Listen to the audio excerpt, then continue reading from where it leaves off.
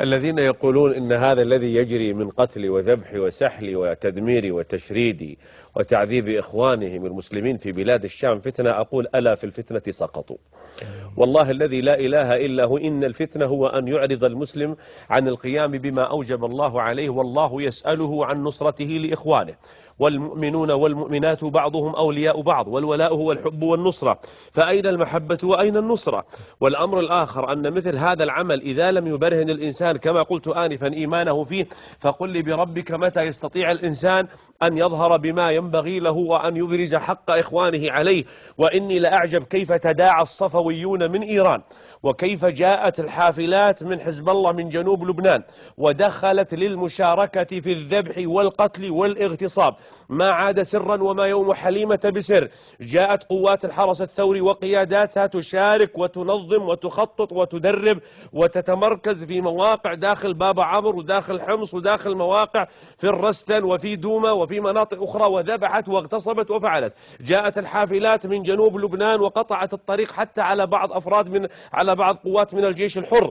ما الذي يفعل هؤلاء؟ إنه الولاء فيما بينهم، إن الولاء الذي جعلهم يفرحون بأن يقيموا قبرا ضريحا كبيرا لمن سموه بابا شجاع الدين الذي قتل عمر بن الخطاب، وجعلوا له مزارا كبيرا يحج ويذهب إليه، إن أولئك يفعلون ولاء يحقق بعضهم لبعض ما يتمنونه. ما نسينا من لعنوا عائشة، هم الذين يذبحون في الحرائر ويغتصبون المسلمات في بلاد الشام. ما نسينا أن رسول الله صلى الله عليه وسلم خص أهل الشام بخالصة من الوحي والذكر، وإذا فسد أهل الشام فلا خيار فيكم، سلام من صبا برداء أرقوا، ودمع لا يكفكف يا دمشق، دمشق ألست للإسلام ضئرا، ومرضعة الخلافة لا تعق، وفي القتلى لأقوام حياة وفي الأسرى فدا لهم ورق. يا معاشر المسلمين، يا أمة الإسلام، يا أمة المليار، متى نفيق؟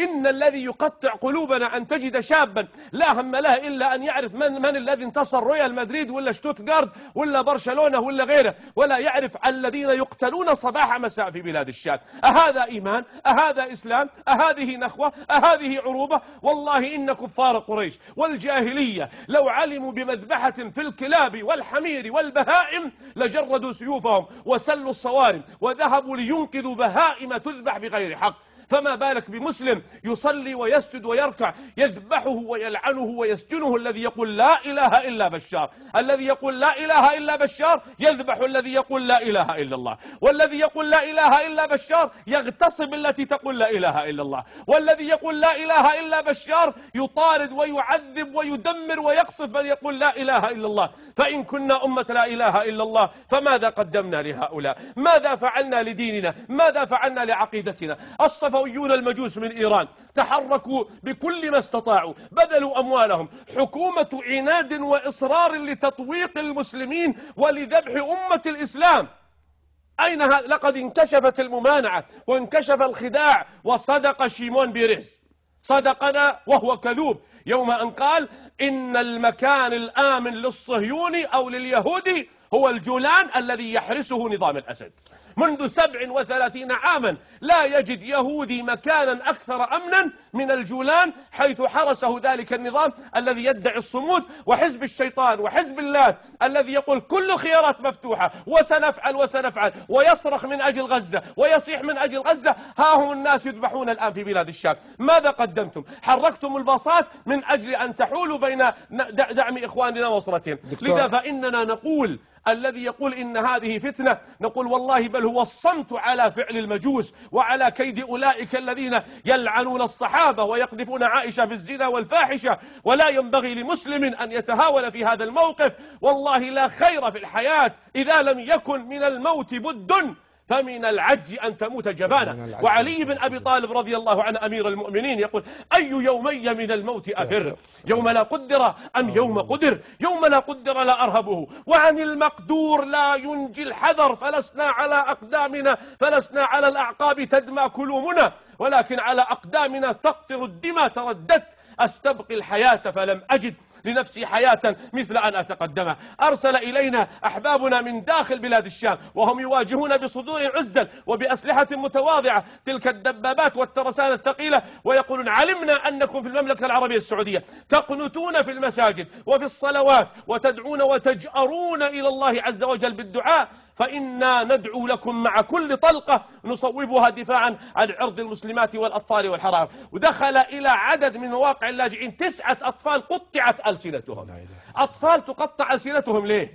الطفل الذي يهشم وجهه ليه؟ هذه المشاهد التي رأيناها قبل قليل في طفلة تصيح وتتكلم والجراح منها تنزف ليه؟ بأي ذنب قتلت؟ ما الذي حل بهؤلاء؟ مصيبة ما بعدها مصيبة. أقول إن البخيل والشحيح والجبان هو الذي يتردد في الدعم في هذه اللحظة. لا بيض الله وجه البخلاء.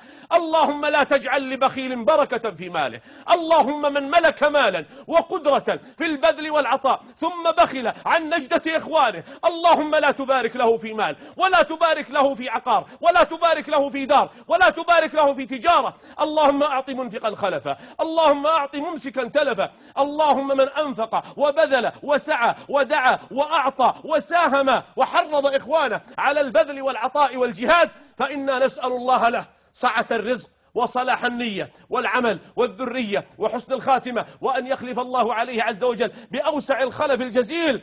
أحبتي، إن الله عز وجل له حكمة بالغة في تأخر هذا النصر. تقولون لماذا؟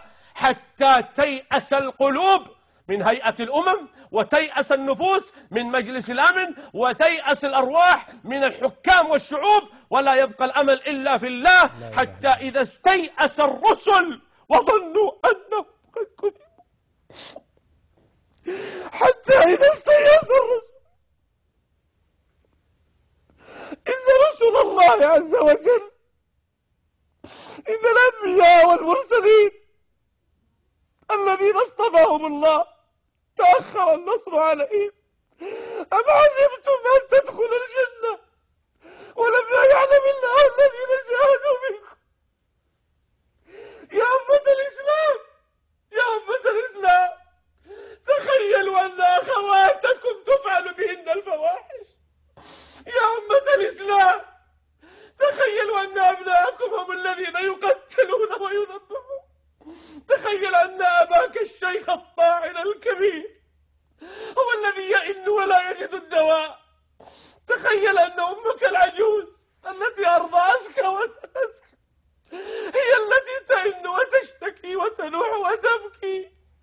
يا أمة الإسلام، ماذا قيمة المليارات؟ البورصة تتحرك فيها 13 مليار يوميا. يا أمة محمد، يا أمة لا إله إلا الله، تجمعكم القبلة وتعبدون ربا واحدا، تتبعون نبيا واحدا، ولا تغيثون هؤلاء. ما وجهنا وما عذرنا أمام الله يوم نلقى الله عز وجل والله يسألنا ويقول تمتعتم ورقصتم وطربتم ولهوتم وشبعتم وأكلتم ولبستم، وإخوانكم يذبحون يقتلون يشردون، بخلتم أن تعطوهم شيئا من الصدقة وأنا كفلت لكم أن أخلف عليكم. ما عذركم ونبيكم صلى الله عليه وسلم يأمركم؟ إن النبي صلى الله عليه وسلم لما جاءه قوم مجتابي النمار كلهم من مضر حزن صلى الله عليه وسلم، ثم قام وخطب الناس واستفتح آيات التقوى، ثم قال ليتصدق رجل من بره من صاع تمره من ثوبه، حتى جاء رجل بصرة كادت يده أن تعجز عنها، يقول فرأيت وجهه صلى الله عليه وسلم يتهلل كأن وجهه مذهبة من الذهب، كأنه قطعة ذهب فرحا بالإنفاق. يا من يحب رسول الله تصدق لأهل الشام، يا من يريد أن يرضي الله تصدق لأهل الشام، يا من وقع في الكبائر تصدق لأهل الشام يغفر الله ذنوبك، يا من وقع في المعاصي تصدق لأهل الشام يدفع الله عنك البلاء ويسترك ولا يفضحك. ويا حكام المسلمين، أعلنوها بقوة أنكم صراحة مع هذا الشعب وتسليحا للجيش الحر. وإني من هذا المنبر أناشد